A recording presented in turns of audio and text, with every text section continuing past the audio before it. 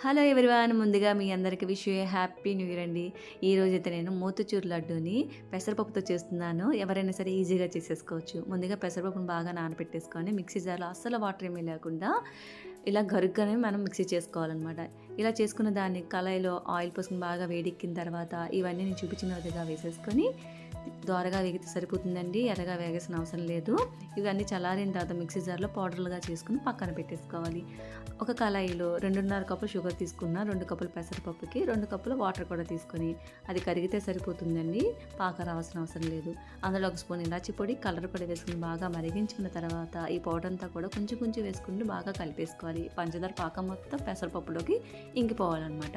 ఇలా ఇంకిపోయిన దాంట్లో చివరిగా మనం నెయ్యి వేసుకున్నాం అనుకోండి, మంచి షైన్ వస్తుంది. ఇలా కళాయికి వదిలేస్తే కనుక బాగా కలుపుకునేటప్పుడు మనకి రెడీ అయిపోయినట్టు. దీన్ని బాగా లడ్డూలా చేసుకొని జీడిపప్పు అద్దుకుంటే అయిపోతుంది. చాలా బాగుంటుంది. ఒకసారి ట్రై చేయండి. మీకు నచ్చితే మాత్రం సబ్స్క్రైబ్ చేయండి.